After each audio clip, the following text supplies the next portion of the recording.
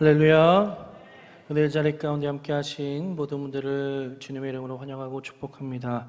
이 시간 함께 하나님 말씀을 나눌 때에 우리 가운데 도전이 되고 은혜가 되고 또 회복이 되는 귀하고 복된 시간이 되기를 주님의 이름으로 간절히 축원드립니다. 어느 교회에 권사님 한 분이 계셨습니다. 그 권사님은 이 에덴 동산에서 아담과 하와가 저지른 그 범죄에 대해서 엄청 불만을 가지고 계셨어요. 삶이 고달플 때마다 아니 그 아담과 하와는 왜 먹지도 말라는 그것을 먹어가지고 왜 우리까지 힘들게 해? 하면서 이 아담과 하와를 원망했습니다. 목사님께서 이리저리 설명해 주었지만 듣지를 않으셨어요. 어느 날 목사님께서 저녁 식사를 그 권사님을 초대했습니다. 식사 기도를 하시고 막 수저를 드는데 마침 기도받으러 오신 분이 계신 거예요.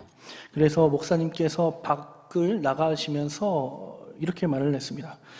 저 감사 기도를 했으니까 먼저 식사하세요. 그런데 많은 반찬들을 드셔도 되는데 이 뚜껑 덮인 거는 먹지 말아주세요. 제가 오면 열어드리도록 하겠습니다. 라고 말을 했습니다. 식사가 시작이 되었는데 이 권사님께서 궁금한 거예요. 도대체 무슨 음식이길래 먹지 말라는 거야? 하면서 궁금해하였습니다. 그리고는 기어이 그것을 열어보았습니다. 그 순간 새 한 마리가 푸득 날아간 거예요. 이제 날아간 새를 잡을 수 있었을까요? 없었을까요? 못 잡죠. 이리 뛰고 저리 뛰는데 그 새를 잡지 못하였습니다. 이윽고 목사님께서 들어오셨습니다. 열려있는 그릇을 보고 목사님께서 말씀하셨어요. 아니 권사님, 다른 음식도 많은데 왜 열지 말라는 그릇을 여셨습니까? 라고 말씀하시면서 우리 목사님께서 빙그레 웃으시면서 말씀하셨습니다. 권사님은 역시 아담의 후손이십니다. 라고 말씀하셨더라고요. 우스갯소리지만 어쩌면 우리도 이와 같은 모습이 아닐까 생각을 합니다. 하나님께서 더 좋은 것을 주시고 은혜 주시고 축복 허락하여 주시고 예비하실 것을 알면서도 우리는 끊임없이 의심하고 불평과 불만, 원망으로 가득한 우리의 모습이 아닌가 생각이 됩니다. 여러분, 불평과 원망을 하면 할수록 점점 더 커지게 됩니다. 우리가 살아가는 데 있어서 전혀 도움이 되지 못하는 것이에요. 불평하고 원망한다고 해서 우리의 짐이 가벼워지거나 괴로움이 줄어드는 것이 아닙니다. 환경이 변하는 것도 아니에요. 오히려 내 자신만 악해질 뿐입니다. 오늘 말씀에도 하나님의 은혜를 경험하였지만 끊임없이 불평과 원망을 하는 이스라엘 백성들을 우리가 마주하게 됩니다. 오늘 본문 말씀은 출애굽기 17장의 말씀입니다. 출애굽기 17장의 말씀은 크게 두 가지의 사건으로 분류할 수 있는데요. 함께 읽었던 본문 1절부터 7절까지는 이스라엘 내부적인 다툼을 다루고 있고, 이 8절 이후부터는 외부적인 다툼, 즉 아말렉과의 그 전쟁을 다루고 있습니다. 이제 이 이스라엘 백성들이 르비딤이라는 곳에 이르게 됩니다. 이스라엘 백성들이 이 르비딤에 도착했을 때에 하나의 문제가 발생하게 돼요. 백성들이 마실 물이 없는 것입니다. 그런데 이 상황을 자세히 살펴보면은 이스라엘 백성들을 르비딤으로 이끄신 분이 바로 하나님이셨습니다. 본문 1절 말씀에 이스라엘 백성들은 여호와의 명령과 그 노정대로 이 르비딤에 도착했다라고 설명을 하고 있습니다. 이스라엘 백성들이 원하는 길이 아니라, 그들이 원했던 길이 아니라 하나님께서 인도하셨던 길이었어요. 하나님께서 말씀하셨던 그 길이었지만 정작 가니까 그 길에 물이 없었다라는 것입니다. 이러한 상황을 만나게 되면은 우리는 신앙적인 의구심에 사로잡히게 됩니다. 내가 정말 신앙생활 열심히 했는데 하나님께서 인도해 주셨음을 내가 분명히 믿고 행하고 따라왔는데 나에게 이러한 어려운 상황을 찾아오게 하다니, 나에게 고난이 찾아오고 시험이 찾아오고 하나님이 정말 계시는가, 거기에 대한 의문이 생긴다는 것이에요. 여러분, 하나님께서 실수하신 것일까요? 결코 아닙니다. 하나님께서 르비딤으로 이끄신 분명한 목적이 있다는 것이에요. 그것은 바로 이 이스라엘 백성들을 시험하기 위함이었습니다. 성경의 많은 인물들 가운데에 믿음의 시험을 당하는 인물들이 나옵니다. 대표적으로 우리는 욥을 말할 수가 있지요. 성경에서 욥을 정의할 때에 온전하고 정직하여 하나님을 경외하여 악에서 떠난 자가 바로 욥이라고 설명하고 있습니다. 그래서 욥은 하나님께 많은 축복을 받습니다. 물질의 축복도 많이 받고요. 자녀들도 많은 축복을 받게 됩니다. 그런데 어느 한순간에 그 모든 것을 앗아가세요. 그 모든 것이 사라지게 됩니다. 우리는 성경을 통해서 욥의 고난과 왜 시험을 당했는지 그 이유를 알지만 욥은 몰랐을 거 아니에요. 내가 왜 시험을 당하고 왜 고난을 받는지, 내가 이렇게 믿음을 잘 지키고 살아왔는데, 내가 열심히 신앙생활을 했는데 왜 나에게 고난이 찾아오는 것인가? 하나님께 묻고 따지고 원망을 해야 되는데 욥은 그렇게 하지 않았습니다. 욥의 고백을 보면은 주시니도 하나님이시요 거두시니도 하나님이시다라는 믿음의 고백을 하고 있어요. 이스라엘 백성들도 마찬가지로 하나님을 신뢰하며 이 욥과 같은 고백을 했어야 했습니다. 하나님께서 이스라엘 백성들을 지켜주시고 보호하여 주시고 인도해 주셨기 때문입니다. 그런데 이스라엘 백성들은 이 르비딤에 도착했을 때에 자신들이 마실 물이 없는 것을 확인하자 어떻게 해요? 하나님을 원망하기 시작합니다. 하나님께서 이 이스라엘 백성들이 하나님께 원망하는 것을 모르셨을까요? 알고 계셨을 것입니다.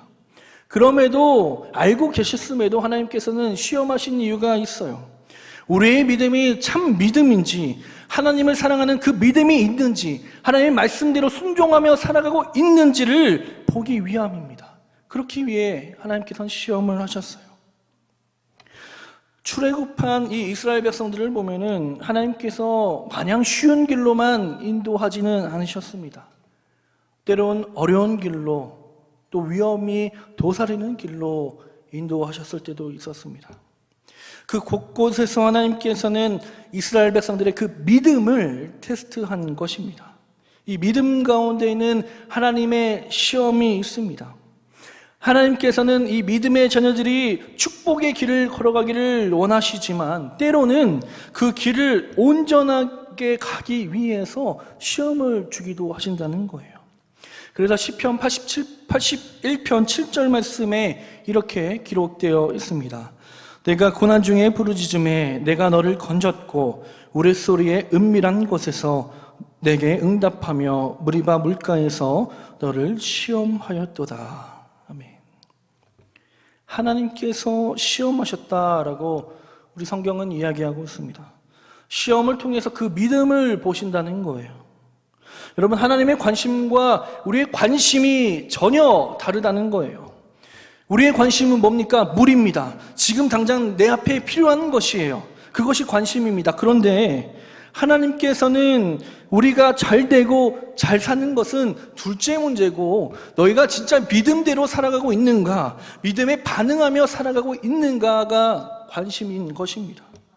우리가 하나님 앞에 축복받고 좋은 일들만 있으면 우리의 믿음이 좋아 보이지요. 그런데 나의 믿음이 올바르게 작동하고 있는지, 내가 정말 그 믿음에 순종하고 있는지 살펴보기 위해서는 그 시험을 마주할 때에, 나에게 닥쳐온 그 시험 가운데에서 믿음으로 하나님께 순종하고 있는지를 하나님께서 판단하고 보고 계신다는 사실입니다. 이 이스라엘 백성들이 르비딤에 도착했을 때 마실 물이 없었습니다. 그래서 하나님을 원망하고 원망을 넘어서 하나님을 시험합니다. 하나님께서 그동안 베풀어 주신 그 은혜를 다 잊어버리고 오히려 하나님을 시험하는 장면이 나와요. 여러분, 하나님께서 이 이스라엘 백성들에게 어떠한 은혜를 베풀어 주셨습니까? 출애굽기 15장의 말씀을 보면은 마라의 사건이 나옵니다.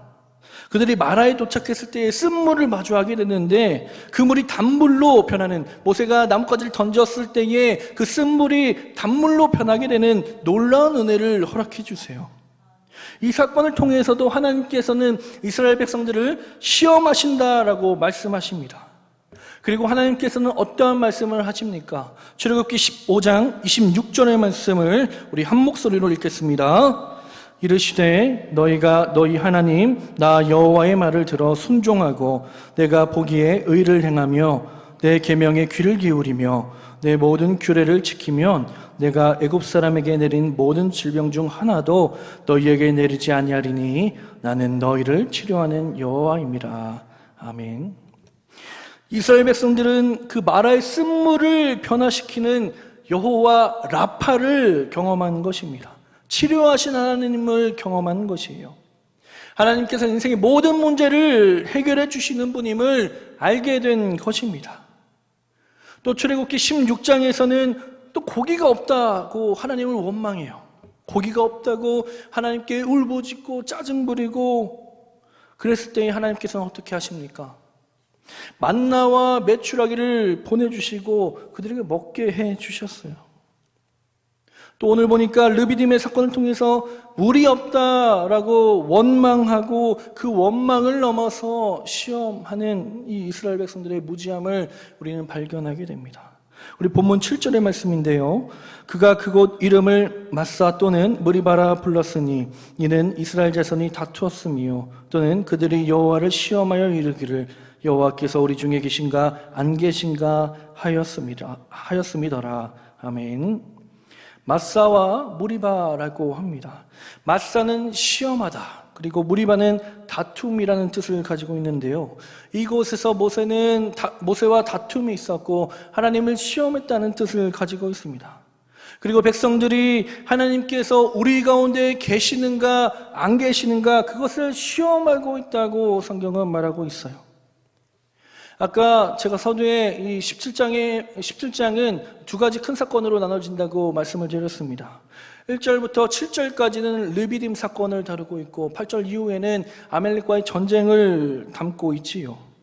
여호수아를 전쟁에 앞세우고 모세가 산에 올라가서 기도할 때에 아론과 훌이 이 모세의 양팔을 붙잡고 마침내 손을 들 때에 어떻게 됩니까? 전쟁에서 승리하는 역사를 보게 됩니다.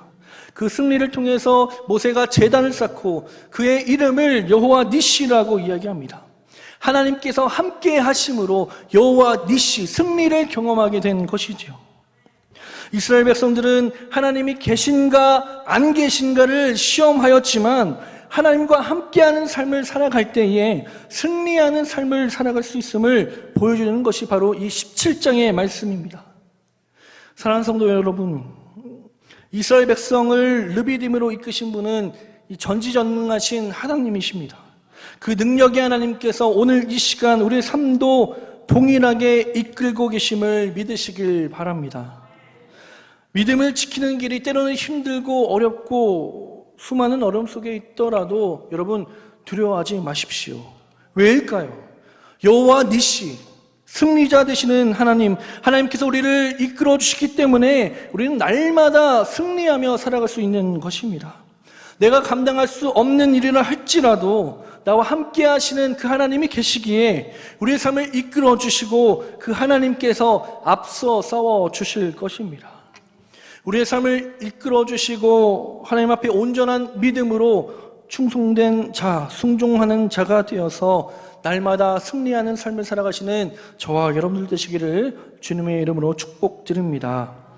이제 이스라엘 백성들이 물이 없다고 하나님을 원망하지만 그러나 하나님께서는 바로 응답해 주십니다. 하나님께서는 모세에게 내 지팡이를 가지고 반석을 치라라고 말씀하고 계십니다. 그리고 반석을 쳤을 때에 물이 나와서 이스라엘 백성들이 그 물을 마시게 되지요. 장정만 약 60만 명이 되는 그 인원이 마실 수 있는 풍부한 양을 물을 허락해 주셨습니다. 하나님 앞에 불순종했던 이스라엘 백성들이었지만 원망하고 불평하고 하나님께 짜증냈던 그러한 이스라엘 백성들이었지만 그럼에도 하나님께서는 은혜를 베풀어 주셨어요. 그런데 이 말씀은 예수 그리스도를 예표하는 또 하나의 사건이기도 합니다. 이스라엘 백성들이 모세가 친 그 반석을 통해서 물을 얻었듯이 우리의 삶에 있어서 영적 갈증을 해결해 줄 수 있는 유일한 비결은 바로 오직 예수 그리스도밖에 없다는 사실입니다. 사도 바울은 오늘 본문의 내용을 통해서 이렇게 이야기를 해요. 고린도전서 10장 1절부터 4절까지의 말씀입니다. 형제들아, 나는 너희가 알지 못하기를 원하지 아니하노니 우리 조상들이 다 구름 아래에 있고 바다 가운데 지나며 모세에게 속하여 다 구름과 바다에서 세례를 받고 다 같은 신령한 음식을 먹으며 다 같은 신령한 음료를 마셨으니 이는 그들을 따르는 신령한 반석으로부터 마셨음에 그 반석은 곧 그리스도시라. 아멘. 출애굽하면서의 사건을 이야기하고 있습니다. 4절 말씀에 그 반석이 예수 그리스도라고 설명을 하고 있어요. 오늘 본문에서 반석을 지팡이로 치라고 말씀하고 있는 것은 예수 그리스도가 이 땅 가운데 오셔서 고난당하고 순환당하는 것을 예표하는 것입니다. 그리고 그리스도를 친다라는 것은 십자가에 달려 죽으신 예수 그리스도를 보여주는 것이지요.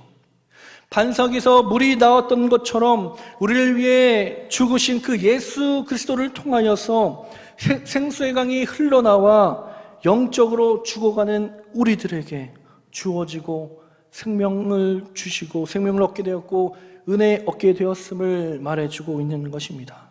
그래서 요한복음 7장 37절부터 39절 말씀에 이렇게 말하고 있습니다. 예수께서 서서 외쳐 이르시되 누구든지 목마르거든 내게로 와서 마시라. 나를 믿는 자는 성경의 이름과 같이 그 배에서 생수의 강이 흘러나오리라 하시니 이는 그를 믿는 자들이 받을 성령을 가리켜 말씀하신 것이라. 아멘. 오직 예수 그리스도만이 영적 갈증을 느끼는 자가 영원히 목마르지 아니하는 영원한 생명을 얻을 수 있는 그 길은 바로 예수님을 통해서라고 성경은 이야기하고 있어요. 예수 그리스도를 통해서 우리가 생수가 강처럼 흘러나오는 그 역사를 경험하게 되는 것입니다. 사랑하는 성도 여러분, 이 이스라엘 백성들이 모세가 친 그 반석을 통하여서 물을 얻었듯이 오직 유일하신 하나님의 아들 예수 그리스도만을 통하여서 영원히 목마르지 않는 그 길을 우리에게 허락해 주셨습니다. 예수님으로 말미암아 성령을 통해서 우리가 살아나게 된 것이에요.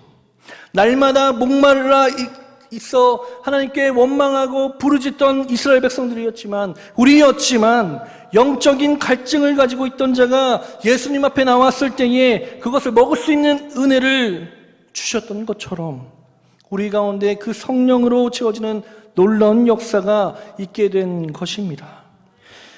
말씀을 맺습니다. 사랑하는 성도 여러분, 내 안에 무엇으로 채우시겠습니까? 원망하고 불평하고 불만으로 가득 차서 나의 필요를, 나의 것을 채우시겠습니까? 반석이신 예수 그리스도부터 흘러나오는 그 성령을 채우시기를 주님의 이름으로 간절히 축복합니다. 하나님을 원망하고 시험하는 그러한 교만한 자가 아니라 날마다 하나님께서 베풀어 주신 그 은혜에 감사하며 겸손한 믿음의 모습으로 살아가는 저와 여러분들이 되시기를 주님의 이름으로 축원드립니다. 가장 먼저 나의 영적 목마름을 하시고 생수를 채워주시는 그 하나님의 사랑과 은혜를 경험하고 내 안에 성령 충만하여 주님 앞에 나아가는 저와 여러분들 되시기를 주님의 이름으로 간절히 축원드립니다.